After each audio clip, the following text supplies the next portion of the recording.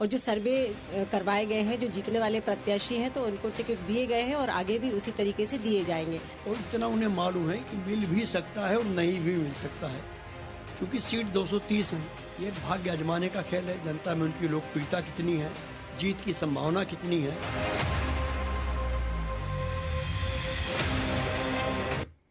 मध्य प्रदेश में चुनाव के पहले ही टिकट बंटवारे को लेकर सियासी रण छिड़ गया है।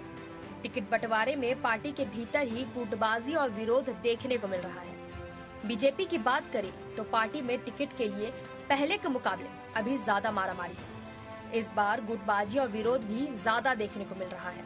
पार्टी अपने प्रत्याशियों की पहली सूची जारी कर चुकी है। चुनाव तारीख के ऐलान से बहुत पहले ही प्रत्याशियों के नाम का ऐलान कर बीजेपी सबको चौंका चुकी है। बीजेपी की दूसरी सूची आज कल में आने की सुगबुगाहट के चलते टिकट के दावेदारों की भीड़ प्रदेश पार्टी कार्यालय में उमड़ने लगी। दावेदार बड़े नेताओं से मिलकर एक ही मांग कर रहे हैं कि एक बार उन्हें मौका दिया जाए। भाजपा इसी सप्ताह दूसरी सूची में 50 से ज्यादा प्रत्याशियों के नाम का ऐलान कर सकती है। प्रमुख नेताओं की दावेदारों के नाम पर 2 से 3 दौर की बैठकें हो चुकी हैं। ऐसी संभावना है कि केंद्रीय चुनाव समिति की स्वीकृति मिलते ही तुरंत नामों की घोषणा कर दी जाएगी। बहुत बड़ी पार्टी है भारतीय जनता पार्टी और सैकड़ों लाखों कार्यकर्ता इसमें कार्य कर रहे हैं, तो सभी को उम्मीद होती है, सभी को एक महत्वाकांक्षा होती है कि वो चुनाव लड़ें। लेकिन पार्टी की एक आंतरिक जो व्यवस्था है और जो सर्वे करवाए गए हैं, जो जीतने वाले प्रत्याशी हैं, तो उनको टिकट दिए गए हैं और आगे भी उसी तरीके से दिए जाएंगे। जो लोग बहुत टाइम से काम कर रहे हैं और टिकट की उम्मीदवारी जता रहे हैं, तो निश्चित तौर पर पार्टी उनका भी ध्यान रखेगी कहीं ना कहीं, क्योंकि हर विधानसभा से कई लोग होते हैं टिकट के दावेदार, लेकिन टिकट तो एक ही को मिलता है। वहीं दूसरी ओर विपक्षी दल कांग्रेस ने विधानसभा चुनाव को लेकर टिकट मांगने वाले नेताओं की भीड़ भी यहां कम नहीं है। चुनाव लड़ने की चाह रखने वाले अपने जानकार बड़े नेताओं से जुगाड़ बिठाने में लगे हैं, तो कहीं पार्टी दफ्तर में डेरा जमाए बैठे हैं। सूत्रों की माने तो 20 सितंबर तक कांग्रेस उम्मीदवारों की लिस्ट जारी हो सकती है। पार्टी सूत्रों की मुताबिक विधानसभा प्रभावी से मिले नाम के साथ 4 स्तर के सर्वे और चुनिंदा सीटों पर दिग्विजय सिंह की रिपोर्ट के आधार पर दमदार उम्मीदवारों का चयन किया जाएगा। ये भी कहा जा सकता है कि कांग्रेस ने 90 से 100 सीटों के नाम फाइनल करने की कवायद पूरी कर ली है। किसी भी राजनीतिक दल में टिकट की प्रत्याशा में जो भी अभ्यर्थी होते हैं वो संभावित प्रत्याशी होते हैं, और इतना उन्हें मालूम है कि मिल भी सकता है और नहीं भी मिल सकता है, क्योंकि सीट 230 है। ये भाग्य आजमाने का खेल है। जनता में उनकी लोकप्रियता कितनी है, जीत की संभावना कितनी है। हर राजनीतिक दल उन स्थितियों को देखते हुए अपने निर्णय लेते हैं। बहरहाल चुनाव से पहले टिकटों के बंटवारे में हर पार्टी उम्मीदवारों से 2-4 होती दिखाई दे रही है। अब आगे ये देखना दिलचस्प होगा कि टिकट बंटवारे को लेकर छिड़े इस रण में कौन बाजी मारता है। टीवी 24 के लिए भोपाल से प्रिंस गुप्ता के साथ जीएस गोविंद की रिपोर्ट। नमस्कार, मैं हूं मोहन तिवारी। डिबेट लाइव बड़ी बहस मध्य प्रदेश में आपका स्वागत है। और मध्य प्रदेश में चुनावी पारा गर्म है और सबको इंतजार है कि टिकट की घोषणाएं और जल्द से जल्द राजनीतिक दल कैसे करें। इसमें बीजेपी ने बाजी मार ली है, टिकट घोषित हो चुकी है और दूसरे चरण की टिकट के लिए एक्सरसाइज भी उसने पूरी कर ली है। कोशिश और इंतजार जो है वो कांग्रेस की ओर से हो रहा है। कार्यकर्ता नजरें गड़ाए इंतजार कर रहे हैं कि उनकी पहली सूची कब आएगी। उनके यहाँ भी लगातार एक्सरसाइज का दौर जारी है और एक तरीके से कहा जा रहा है कि खाका तैयार हो चुका है और कांग्रेस भी टिकट घोषित कर सकती है।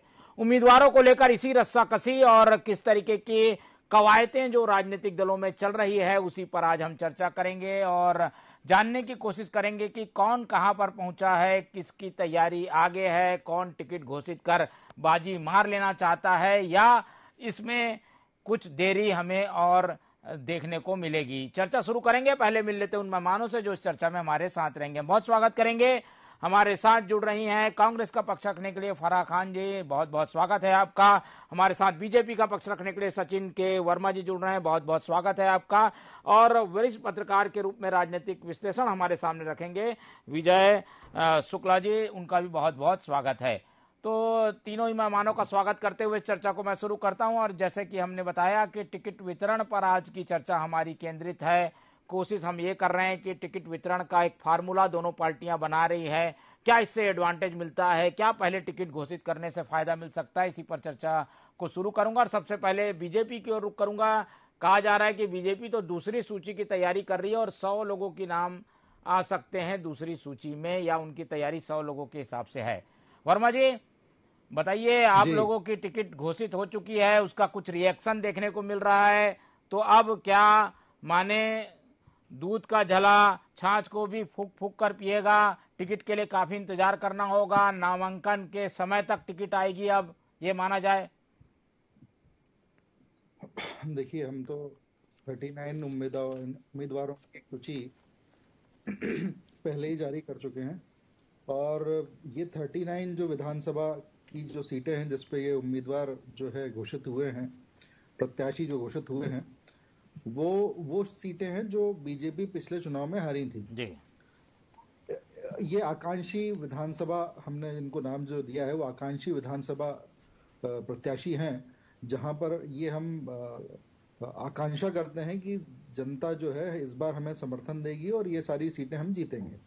तो हमने 39 जो प्रत्याशी घोषित कर दिए हैं और कांग्रेस इन सारी सीटों पे जब विजयी हुई थी तो कांग्रेस आज बैकफुट पे है और कांग्रेस जो जीते हुए उम्मीदवार हैं उनको भी रिपीट करने की कंडीशन में नहीं है और उनकी भी सीटें आज तक ही घोषित नहीं कर पाए।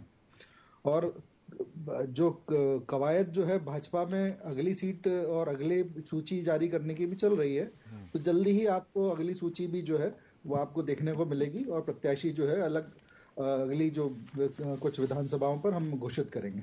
ठीक है, ये पिछली सूची से कुछ नाराजगी के स्वर दिखाई दिए थे, इससे फायदा कम हुआ, नुकसान ज्यादा हो जाता है? कहते हैं नाराज लोगों को मौका मिल जाता है, वो इकट्ठा करके लोगों को पहुंच जाते हैं, डैमेज जो है वो ज्यादा हो जाता है, डैमेज कंट्रोल के लिए समय कम मिलता है। आखिरी चुनाव के समय घोषित करने से आदमी समझ नहीं पाता, चुनाव आ जाता है जब तक विरोध करते हैं। क्या इस रणनीति के तहत भी कोई टिकट वितरण देरी से करेगी अब बीजेपी? नहीं, ऐसा कुछ नहीं है। भाजपा का जो कार्यकर्ता है वो बड़ा एक अनुशासित कार्यकर्ता माना जाता है। तो अगर हर कार्यकर्ता हर एक जो एक ताकत के साथ में पार्टी का काम कर रहा है कई सालों से, तो वो चाहता है कि उसे भी सीट मिले, उसे भी मौका मिले।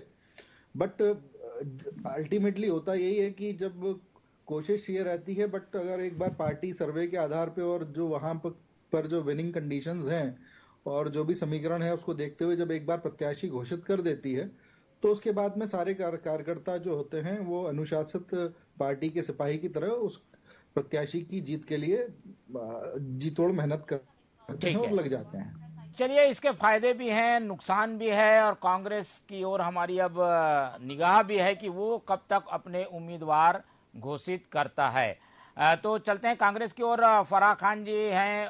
फराह जी, ये बीजेपी की एक तरीके से कोशिश रही और उसने तो काफी हद तक टिकट घोषित करने के बाद डैमेज कंट्रोल के कदम उठा लिए। अब आप लोगों की ओर से टिकट की कवायद चली जा रही है। अब बताया जा रहा है कि जो लोकसभा का विशेष सत्र है उस समय तक इंतजार करना होगा, उसके बाद फिर सेंट्रल इलेक्शन कमेटी के पास नाम जाएंगे, तब नाम घोषित होंगे। तो ये महीना शायद निकल जाएगा, आप लोगों की टिकट आएगी, कुछ ऐसी उम्मीद है क्या? देखिए, हमारी कमेटी की मीटिंग कल दिल्ली में है, कल और परसों 2 दिन। इसके पहले हमारे प्रभारी भोपाल में रहे सुरजेवाला जी और कुंवर जितेंद्र सिंह जी। इस दौरान सारे जो भी प्रत्याशी हैं जो उम्मीद लगाए टिकट की, उन सभी से उन्होंने बैठक की, उनकी मीटिंग ली और सर्वे के आधार पर 4 स्तरीय जो हमारा सर्वे हुआ, अब वो सारा कुछ होने के बाद अब स्क्रीनिंग कमेटी की कल और परसों मीटिंग है। रही बात आपने बोला कि जो विधानसभा का स्पेशल सत्र उसके बाद हम टिकट घोषित कर सकते हैं, तो ये हो भी सकता है कि उसके बाद हम टिकट घोषित करें। और वजह यह है कि भाजपा में इतना हड़कंप मचा हुआ है, ये इतने डरे हुए हैं कि इनको अभी जो प्रदेश के हालात हैं, मालूम है वहां से तो ये जा ही रहे हैं। डर इनको ये है कि 2024 का लोकसभा चुनाव भी ये हार सकते हैं। तो इसके मद्देनजर इन्होंने कुछ तो भी ये मुद्दे लेकर आ रहे हैं। कभी इंडिया नाम बदलो, कभी भारत नाम कर दो, मेक इन इंडिया चिल्लाने वाले आज इंडिया नाम का विरोध कर रहे हैं। इनको तब नहीं पता था कि ये जो नाम है अंग्रेजों का दिया हुआ है। तो ये सारे इनको ये चीजें दर्शाती हैं कि ये केंद्र तक ये कितना डरे हुए हैं। इनको अपनी हार का सुनिश्चित है, इनको हार, इसलिए इन्होंने विशेष सत्र बुलाया है। तो हर राजनीतिक पार्टी का एक स्ट्रेटेजी होती है, एक प्लानिंग होती है। तो हम लोग भी देखना चाहते हैं कि करना आखिर क्या चाहते हैं। तो हो सकता है कि इनकी ये जो इन्होंने स्पेशल सत्र क्यों बुलाए, क्या करने वाले हैं, उसके आधार पर हम उसके बाद ही हम अपने टिकट घोषित करें। हालांकि फाइनल लगभग हो चुके हैं, क्योंकि सर्वे हमारे पूरे हो चुके हैं, मीटिंग्स प्रभारियों की हो चुकी हैं, सारे कार्यकर्ताओं से सारी सबसे बात हो चुकी है और जल्दी हम लोग भी इसको घोषित करेंगे। भाजपा ने क्या किया, पिछले 2018 का जो चुनाव था उसमें हमने पहले अपनी लिस्ट जारी कर दी थी। अब ये तो नकल चोर है, हर चीज में इन्हें नकल करनी है। तो इन्होंने सोचा कि इस बार हम पहले कर दें, क्योंकि पिछली बार इनकी सरकार बन गई थी, हम पहले कर दें तो हमें फायदा हो सकता है। वो उल्टा गया। 39 टिकट इन्होंने फाइनल किए, नाम घोषित किए, जिसमें से 12 से ज्यादा सीटों पर विरोध जारी हो गए। इनके बीच जूतम पेजार शुरू हो गए, माराकूटी शुरू हो गई, इनके बीच झगड़े शुरू हो गए। तो अब इनको समझ में नहीं आ रहा है कि अगली सूची तैयार करे, अगली सूची कब लेकर आए, क्योंकि जन आशीर्वाद यात्रा ऊपर से एक और सोने पे तो भी एक टेंटेटिव डेट बता देते हैं आप, कांग्रेस कब तक करेगी? इनकी तो एक सूची आ गई है, आप लोगों की पहली सूची के लिए कितना इंतजार करना पड़ सकता है? मैंने बोला आपको जल्द ही हम लोग भी घोषित करेंगे। देखिए, ये हमारे हाईकमान जो कमलनाथ जी हैं, हमारे दिग्विजय सिंह हैं और दिल्ली में बैठे लोग, ये सभी मिलकर तय करेंगे और कोशिश सभी की है कि जल्द से जल्द सूची जारी की जाए। ठीक है, चलिए, कांग्रेस और भाजपा अपनी अपने स्तर पे तैयार हैं और टिकट की घोषणा के लिए जो एक्सरसाइज का दौर है वो दोनों ओर से चल रहा है। बीजेपी की दूसरी सूची आने को है, वहीं कांग्रेस की पहली सूची आएगी। हमारे साथ हमारे एमपी के जो न्यूज़ हेड हैं वो मौजूद हैं, अतुल विनोद पाठक जी। उनसे बातचीत करते हैं और ज़्यादा समझने की कोशिश करते हैं कि इस कवायद में कौन आगे है, कौन पीछे है। अतुल जी, हम देख रहे हैं कि बीजेपी की पहली सूची आ गई है, दूसरी सूची के लिए वो थोड़ा इंतजार कर रहे हैं। कांग्रेस की ओर से हमें उम्मीद थी कि इस पूरे सप्ताह में आ सकती है टिकट, लेकिन लग रहा है उसमें भी देरी होगी। क्या ये कोई रणनीति का हिस्सा है? बीजेपी भी अपनी टिकटों को थोड़ा देर कर रही है, कांग्रेस ने भी अब जो है पैर पीछे ले लिए हैं। देखिए, टिकटों का चयन एक बहुत बड़ा टारगेट होता है, एक बहुत बड़ा अचीवमेंट होता है किसी भी पार्टी के लिए, यदि वो अच्छे चेहरों का चयन कर पाती है। मोहन जी, जैसा कि आप देख रहे हैं कि बीजेपी ने 50 के लगभग टिकटें पहले घोषित कर दी या 50 टिकटें घोषित करेगी, लेकिन मूल बात यह है कि जहां पर बीजेपी हारी थी वहां पर उसने टिकटों का चयन कर लिया। लेकिन बीजेपी के जहां सिटिंग एमएलए है, जहां बीजेपी की स्थिति नाजुक है, या जहां पर बीजेपी के सामने कई दावेदार निकल कर आ रहे हैं, वहां पर टिकटों का चयन मुश्किल होता है। कुछ सीटों पर टिकटें घोषित कर देने का मतलब ये नहीं है कि आपने मैदान जीत लिया। दूसरी बात है कांग्रेस की। कांग्रेस ने जहां दावा किया था कि 6 महीने पहले से टिकट वितरण की प्रक्रिया शुरू कर दी जाएगी और समय से काफी पहले टिकटों का चयन कर लिया जाएगा, कांग्रेस के लिए भी आसान बात नहीं है। तो दोनों ही दल टिकटों को लेकर बहुत फूक फूक कर कदम रख रहे हैं, बहुत सोच समझकर आगे बढ़ने का जतन कर रहे हैं। लेकिन अभी ये नहीं कहा जा सकता कि कांग्रेस इसमें आगे है या बीजेपी आगे है। निश्चित रूप से बीजेपी ने 40 के लगभग सीटों पर उम्मीदवारों का ऐलान किया है, लेकिन वहां पर भी कई सीटें ऐसी हैं जहां पर अंतर्कलह उभर कर सामने आई है, जिसका नाम घोषित किया गया उस पर सहमति नहीं है। अगली चुनौती बीजेपी के सामने भी है। माना जा रहा है कि अगली लिस्ट 50 सीटों की जल्द उस पर उम्मीदवारों का ऐलान किया जा सकता है। दोनों ही दलों में काफी मशक्कत है, क्योंकि कांग्रेस के अंदर भी ये एक धारणा बन रही है कि शायद कांग्रेस चुनाव जीत जाए, इसलिए एक एक सीट पर कई कई दावेदार उभर कर सामने आए हैं। बीजेपी के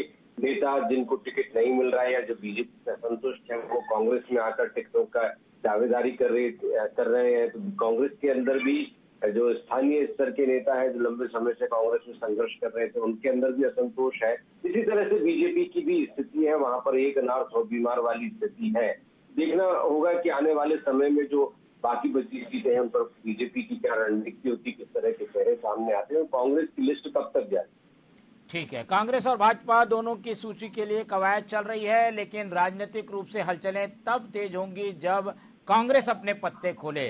बीजेपी की ओर चलते हैं, हमारे साथ वर्मा जी हैं। वर्मा जी, बार बार आप लोगों की ओर से टिकट पहले आने के बाद आकलन ये किया जा रहा है कि उससे नुकसान हो गया, विरोध के स्वर ज्यादा उठ गए। हालांकि ये आकांक्षी विधानसभाएं थी जहां से आपको जीतना है, अभी तक वहां हारे हैं। क्या आपकी जो 50 सीटें आनी हैं उसमें इन सब फैक्टरों को ध्यान रखा जाएगा, विरोध के स्वर न उठे, इन सब बातों को ध्यान रखकर ये जो सीटें हैं वो घोषित की जाएंगी? देखिए तिवारी जी, हमें ऐसे विरोध के स्वर उठने से या कुछ किसी भी तरह से कोई कमजोरी हो के कारण हम कोई सीटें डिक्लेयर नहीं करेंगे, ऐसा बिल्कुल भी नहीं है। भाजपा जो है और हमारे जो अध्यक्ष हैं वीडी शर्मा जी, वो फ्रंट फुट के प्लेयर्स हैं। तो ये जो हम लोग जो हैं वो आगे बढ़ के जो कठिनाइयां हैं और मुसीबतें हैं उनको फेस करना पसंद करते हैं। तो जो कार्यकर्ता कई सालों से, 10 सालों से मेहनत कर रहे हैं और आकांक्षा उनको है कि इस बार उनको मौका मिलेगा, और अगर उनको किसी तरह टिकट नहीं मिलती है तो ये स्वाभाविक है कि वो कुछ समय के लिए थोड़ा सा नाराज होते हैं या थोड़े समय के लिए अपना विरोध दर्शाते हैं। बट आगे पीछे अंततः वो भाजपा के ही कार्यकर्ता हैं और बड़े अनुशासन प्रिय कार्यकर्ता हैं। तो ऐसे लोग जो हैं आगे चल के वो पार्टी के लिए ही कार्य करते हैं। कई बार ऐसा आपने देखा होगा कि जो प्रत्याशी के मीन्स ऐसे कुछ लोग हैं जो टॉप 3 में प्रत्याशी के उम्मीदवार हो सकते हैं, उनमें से ही किसी को संयोजक बना दिया जाता है उसी विधानसभा का।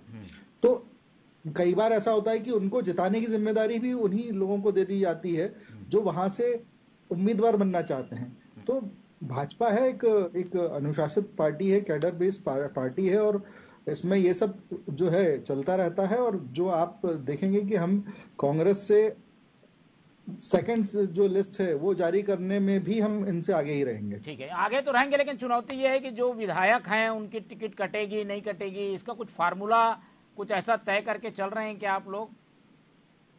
देखिए, जो सर्वे पार्टी का जो आंतरिक सर्वे होता है उसके आधार पर पार्टी और समीकरणों के आधार पर इस तरह के निर्णय लेती है, और ये जो हाईकमान है और जो चुनाव की जो समिति होती है उच्च स्तर पर, वो जो है इस संबंध में निर्णय लेती है। ठीक है, चलिए, बीजेपी तो अनुशासित पार्टी है, लेकिन उसके यहाँ भी विरोध के स्वर हमें देखने को मिले हैं। लेकिन कांग्रेस कैसे निपटेगी, ये जो स्थितियां बनेंगी उससे कैसे तैयार है कांग्रेस? फराज जी हमारे साथ है। फराज जी, ये बीजेपी में हो रहा है, इससे आप लोग भी अछूते रहेंगे ऐसा नहीं है?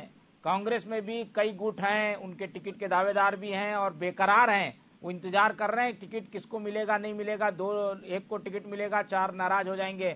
आप लोग ने क्या सोचा है, क्या फार्मूला है डैमेज कंट्रोल का आपके यहाँ? देखिए, जब एक विधानसभा से कई सारे लोग और सभी कार्यकर्ता हैं पुराने हैं, पार्टी से जुड़े हुए हैं, तो महत्वाकांक्षाएं होती हैं, लोग चाहते हैं कि उन्हें टिकट मिले, लेकिन ये ऐसा पॉसिबल नहीं है कि सभी को मिले। इसमें से अगर थोड़ा बहुत नाराजगी होती भी है तो हमारे पार्टी के जो हाईकमान है, चाहे दिग्विजय सिंह जी हैं, अक्सर वो इस काम में सबसे आगे रहते हैं और पहले से ही इन्होंने इस पर काफी तैयारी करके रखी है कि इस तरह की स्थिति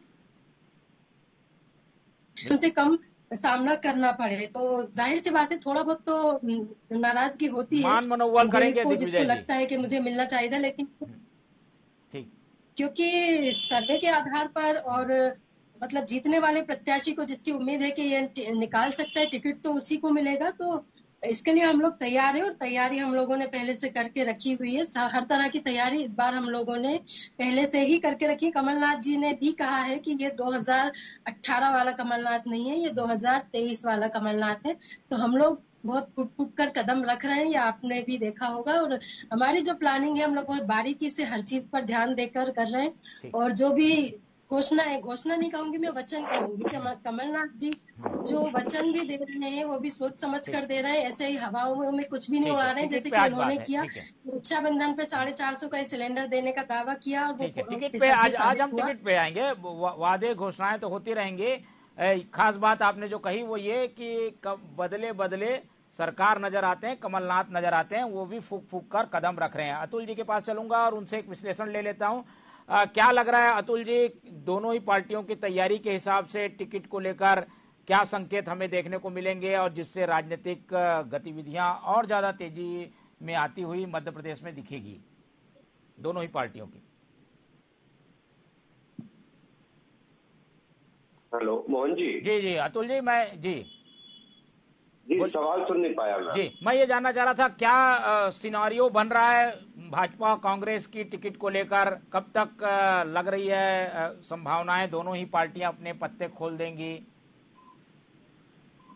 देखिए, यहाँ पर बीजेपी और कांग्रेस एक दूसरे को देखने की बजाय अपने घर को देखने में ज्यादा इंटरेस्टेड है कि टिकट घोषित करने के बाद अपने घर में अंतर्कलह की वजह से पार्टी को नुकसान न हो। यही फॉर्मूला बीजेपी का है, यही कांग्रेस का है। लेकिन कुछ सीटें ऐसी हैं जहां पर निश्चित रूप से बीजेपी को कांग्रेस के कैंडिडेट का इंतजार है और कांग्रेस को बीजेपी का कैंडिडेट का इंतजार है। तो कुछ सीटें ऐसी निश्चित रूप से रहेंगी जहां पर कांटे का मुकाबला होगा और वहां पर जीत और हार से ही पार्टी की सत्ता में आने की संभावनाओं पर मुहर लगेगी। इसीलिए कांग्रेस और बीजेपी इन क्रिटिकल सीटों को लेकर काफी सतर्कता बरतेंगी और मुझे लगता है कि ऐसी कई सीटें होंगी, करीब 4 से 5 दर्जन सीटें ऐसी होंगी जिन पर अंतिम समय में प्रत्याशियों का चयन होगा या प्रत्याशियों के नामों का ऐलान होगा जब नामांकन चल रहे होंगे। कुछ सीटें ऐसी भी होंगी जहां पर बीजेपी अपने उम्मीदवार के नाम में परिवर्तन कर पाएगी या कर देगी, या कांग्रेस भी लिस्ट होने के बाद भी कुछ सीटों पर नाम में परिवर्तन कर सकती है। ऐसा पार्टियों की रणनीति के तहत भी होता है। जहां तक बात कांग्रेस और बीजेपी की है, दोनों ही दलों की प्रवक्ता अपनी अपनी पार्टी का पक्ष बहुत अच्छे ढंग से रख रहे हैं, लेकिन दोनों ही दलों के नेताओं को मालूम है कि उनकी वास्तविक स्थिति क्या है। टिकटों को लेकर पार्टी का अनुशासन, संगठनात्मक संरचना, इन सब बातों की अपेक्षा जो उम्मीदवार है उनकी महत्वाकांक्षाएं भारी पड़ती है। और ये देखने में आया है कि जिन उम्मीदवारों को पार्टी ने पाला पोसा, आगे बढ़ाया और उन्हें उम्मीदवार या दावेदार बनने के काबिल समझा, या वो खुद इस स्तर पर सोच पा रहे हैं कि वो टिकट के सबसे प्रबल दावेदार है, वो अक्सर टिकट नहीं मिलने पर बगावत का झंडा उठा लेते हैं। जैसे कि सचिन के वर्मा जी कह रहे थे कि पार्टी कई बार उम्मीदवार या दावेदार जो उम्मीदवार नहीं बन पाया उसको प्रभारी बना देती, संयोजक बना देती, लेकिन अक्सर वो पार्टी की उम्मीदों पर खरा नहीं उतरता। उसके मन में एक कसक रहती कि पार्टी ने उसे उम्मीदवार नहीं बनाया और वो अंदर ही अंदर सबोटेज करता है। ऐसे कई नेताओं को अनुशासनात्मक कार्रवाई के तहत बाहर का रास्ता भी दिखाना पड़ता है। तो डैमेज कंट्रोल कम से कम हो, इसलिए भी पार्टियां शायद अब टिकटों के बंटवारे में थोड़ी सी देरी कर रही है। मुझे लगता है कि अब बीजेपी इतने जल्दी टिकटों का ऐलान नहीं करेगी, थोड़ा थोड़ा समय लेकर करेगी। पहले सूची जरूर जारी हो गई, लेकिन कांग्रेस की बात करें तो कांग्रेस भी 100 सीटों के लगभग ऐलान कर सकती है। 20 तारीख तक मुझे लगता है कि कांग्रेस की पहली बड़ी सूची आ सकती है, जहां पर कोई खास विवाद नहीं है, जहां पर सिटिंग एमएलए है जिसको टिकट देना ही है। ठीक है, बिल्कुल समय कम है, 30 सेकंड दोनों प्रवक्ताओं से एक एक टिप्पणी ले लेता हूं। प्रयोग धर्मी पार्टी है बीजेपी, गुजरात और कई जगह हमने प्रयोग देखा है कि पूरी की पूरी सीट बदल देती है। कुछ प्रयोग करेंगे क्या वर्मा जी? मध्य प्रदेश में क्या नया प्रयोग देखने को मिल सकता है वर्मा जी? जी, तो ये प्रयोग जो है वो शुरू हो चुका है और आगे भी जो हम इस तरह के साहसी कदम उठाते रहेंगे और फ्रंट फुट पे खेलेंगे। ठीक है, राजनीति में ये जो फ्रंट फुट पर आकर खेलते हैं वो कई बार छक्के चौके लगाने में सफल भी होते हैं और कई बार कैच आउट भी हो जाते हैं। चलते हैं फराज जी के पास। फराज जी, बीजेपी छक्के चौके लगाने के लिए आगे बढ़ के खेल रही है, आप लोग भी तो कुछ ऐसी गेंद डालिए जिससे कि बोल्ड हो सके बीजेपी की सरकार। देखिए, मैंने पहले भी बोला कि हम लोग ऑलरेडी बहुत प्लानिंग से, बहुत सोच समझ के इस बार हम लोग काम कर रहे हैं। हमारी पार्टी का एक एक कार्यकर्ता बूथ लेवल पर हो, चाहे ब्लॉक लेवल पर हो, चाहे बड़े लीडर हो, सभी लोग आपस में मिलजुल कर पूरी प्लानिंग के साथ हम लोग काम कर रहे हैं। और आगे बढ़कर चौके छक्के लगाने की जो बात कही, बिल्कुल इनके साथ वही होने वाला है कि ये छक्के मारने की फिराक में रहेंगे और ये इनका कैच ले लिया जाएगा और ये आउट हो जाएंगे मैदान से। चलिए क्योंकि इनकी सरकार, ठीक है, चलिए समय की कमी है, हम भी इस पूरे मैच का जो है इंतजार करेंगे। जल्द ही दोनों ही टीमें भिड़ती हुई दिखाई देंगी, लेकिन खिलाड़ी कौन होंगे इसके लिए हमें कुछ इंतजार करना होगा। दोनों ही पार्टियों की अपनी रणनीति है, जिसकी वजह से उम्मीदवार अभी जल्दबाजी में घोषित तो नहीं होंगे, लेकिन उसके लिए अभी से एक्सरसाइज का दौर चल रहा है। समय कम है, इसलिए चर्चा यहीं खत्म करते हैं। हमारे साथ वर्मा जी जुड़े, उनका बहुत बहुत धन्यवाद। फराह खान जी थी हमारे साथ, उनका भी बहुत धन्यवाद। और हमारे साथ news head MP Atul ji जुड़े, उनका भी बहुत धन्यवाद। तो तीनों मेहमानों का धन्यवाद करते हुए इस बड़ी डिबेट को यहीं समाप्त करते हैं और आप लोग से उम्मीद रखते हैं कि आप लोग देखते रहिए TV 24। मुझे दीजिए इजाजत, नमस्कार।